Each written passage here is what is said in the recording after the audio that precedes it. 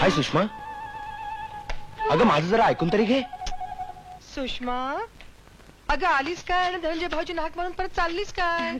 काही नाही ग, लीला मावशींचा एक निरोप द्यायचा होता. सांग ना. त्यांच्या उंच कापटावरचा अल्बम करता येत नाहीये ना, म्हणून धनंजय भाऊन स्टूल घेऊन त्यांनी वर बोलवलं होतं. अगं धनंजय भाऊजी नाहीत म्हणून प्रत्यक्षाला चाललीस मग? हा एवढा पुरुषासारखा पुरुष इथे आहे ना. चालेल शंतनू जा. अगं कशाला उगीच? नाही काढील तो. नको राहू दे ना. अगं तो उंच आहे, तू कशी काढशील? ह्याच्याहून छोटा नव्हतं. जा.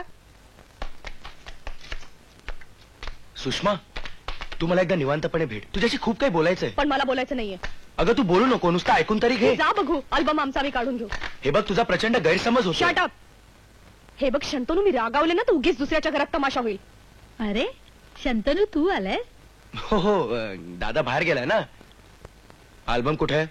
हा बघ इथे आहे.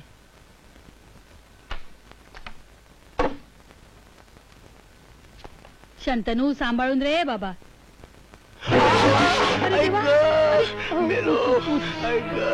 अरे बापरे, किती लागले पोराला. अगं मनीषा, अगं बाई तू मेहंदी लावले. सुषमा जर आतल्या खोलीत मलम आणि कापूस घेऊन ये. जा जा लवकर. किती लागले. हो शंतनू फार दुखतंय का रे? फारसं नाही ग, होईल बरं. पण दुखतंय थोडं थोडं.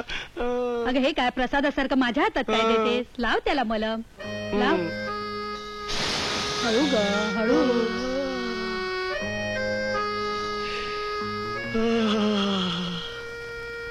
आता किती बरं वाटतंय सांगू मावशी. मग मलमच तसं आहे. हो ना, मलमाप्रमाणे एखाद्याचा हातगुण सुद्धा चांगला असतो नाही. अगं बाई हे काय झालं आणखी? अगं तुझा नवराच तुला वरना पडला. छान.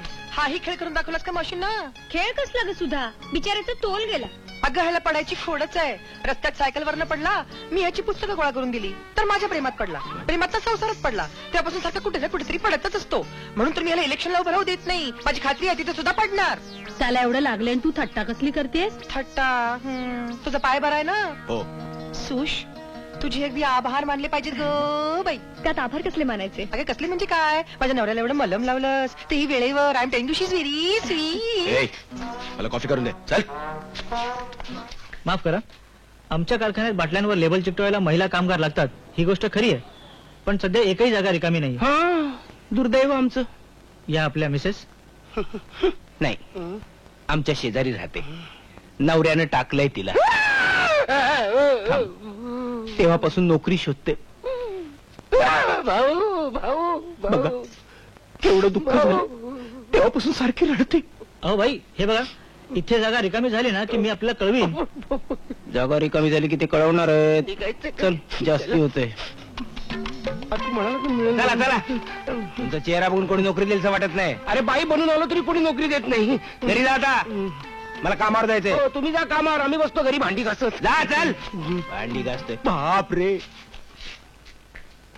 हो काकू, हे काय तुम्हाला वाचता येत नाही? इथे वाचण्याचा काही संबंध? बाई माणसाने इकडे जायचं. हो विसरलेच होते ह मी. चावटच आहेस. जाते इथं वांदे होतील म्हणून आम्ही जाते. ह उभीच नेली. ए इंगळ्या. हा ए इंगळ्या. हा. अरे काय चाललंय काय? कुठं काय? किती धूळ साठली आहे? हा, साफ धूळ. नाही करायची काय? हा, हा. साफ कर. हो. आता मॅडम तुला आणि मला एकदम साफ करतील. हा. तर फरक येतात. तोपर्यंत मी धरतो डबे. चलो आता काय खैर नाही. केबिन पर्यंत आवाज पोचला असेल बहुतेक. म्हणे मॅडमने बोलवलेलं. हो. वाटलंच मला. मॅडमच्या हातात काय रे? छिडी एका चाबूक आहे. ते तुम्हाला आतमध्ये गेल्यावर समजेल. काय नाही मॅडम, तो इंगळ्यात फडका मारत होता. मी त्याला पावडरच्या डब्याच्या मागे फडका मारायला सांगितला. मी पावडरचे सगळे डबे उचलून धरले होते. धडाम करून खाली पडले. फारसं नुकसान झालेलं नाही. हा आता थोडीशी पावडर खाली साडली पण तोंडाला लावली. काय म्हणायचे ते मला नीट सांगाल का एकदा? पावडरचे डबे पडले एवढंच कळलं मला. अहो पावडरचे डबे ते पडायचेच. ते तेवढं धाप लागण्याचं काय कारण आहे? हो खरं धाप लागण्यासारखं काय कारण आहे? आता पावडरचे डबे ते पडायचे हे माझ्या लक्षातच नाही आलं. तसं पाहिलं तर पुष्कळ गोष्टी तुमच्या लक्षातच येत नाहीत. हो तसं होतं एखाद्या वेळेला. तुमचे डोळे तरी चांगले आहेत ना? चांगले म्हणजे काय, एकदम उत्तमच आहेत. म्हणजे लांबचं सुद्धा मला एकदम स्वच्छ दिसतं. म्हणजे जवळचं दिसत नाही. आता लांबचं दिसतं म्हणजे जवळचं दिसणारच नाही का? ते जाऊ द्या, बसा. हो थँक्यू. काय तुम्हाला लिंबाचं लोणचं आवडतं की नाही? लिंबाचं लोणचं? आता लिंबाचं लोणचं म्हटलं की माझ्या जिभेला नळासारखी पाण्याची धार लागते. आता लिंबाचं लोणचं, लिंबाचं सरबत, लिंबाचं मटण. हसायला काय? लिंबाचं मटण कसं करता तो? माफ करा, मी चुकून बोलून गेलो. मला एवढंच म्हणायचं होतं की मला लिंबाचे पदार्थ फार आवडतात. म्हणून तर परवा साडीच्या दुकानामध्ये मी तुम्हाला लिंबू कलरची साडी.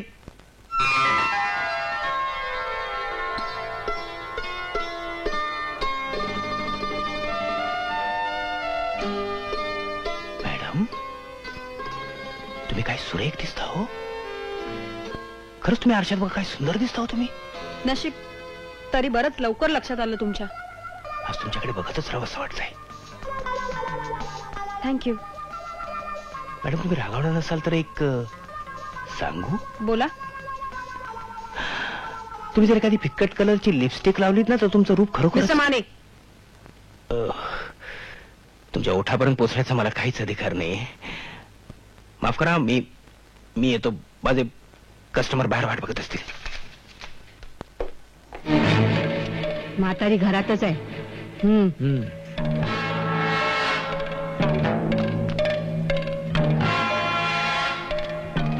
एक काके, मी आलोय.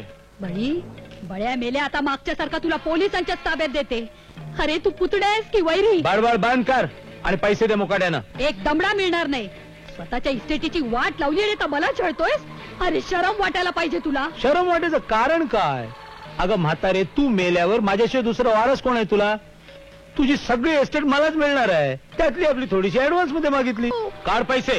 जे पैसे मेल्या नाही तर मूर्त्या, hospital- तुला गावठी. भवानी, राखू तर- चालता हो.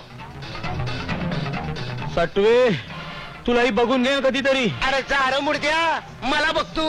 स्वतःचा थोबाड आरशात बघ. जातो का? माझी बायती इतकी मर्द असशील असं वाटलं नव्हतं हो मला. मावशी, कोण होता होतो? माझा पुतण्या रे. मेल्यानं स्वतःच्या नावाची इस्टेट उधळून टाकली.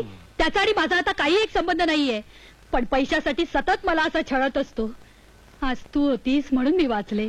तुम्ही काळजी करू नका लीला मावशी. परत येऊ दे तर खरं मुंडी मुरगळून ठेवते कोंबडी सारखी. तुम्हाला सांगते, लहानपणी मी कोल्हापूरला असताना मुलांच्या बरोबर कुस्त्या खेळायची, बैठका मारायची. हो पेलवान वहिनी, चला. भाऊजी तुम्ही पण येते. हा, मी सोलकर सोलकर सोलकर दर्याची राणी. मी सोलकर. काय ग, बँकेत फार काम असतं का ग? काय वेळा असतं, काय वेळ नसतं. मी पण मुंबईला गेल्यावर काम करण्याचा विचार करते. अच्छा, मग लग्नाचा विचार केव्हा करणार? कुणास ठाऊक केव्हा करणार ते. का कोणाच्या प्रेमात पडले नाही सजून? अगं, प्रेमात पडणं तुझ्या नवऱ्यासारखं स्टुलावरून पडणं इतकं सोपं नसतं काही.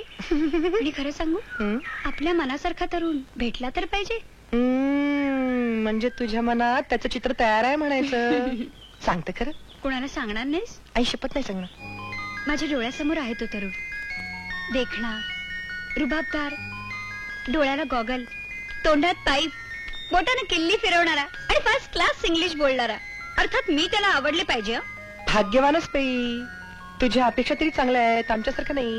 डोळ्यापुढे चित्र येण्याच्या आत आम्ही प्रेमात पडलो. असं भेटेल का ग एखादा तरुण? हो, नक्की भेटेल. तुझ्या तोंडात साखर पडो आणि त्या भाग्यवानाला तुझ्या ओठातली साखर मिळो. काय गो तुला?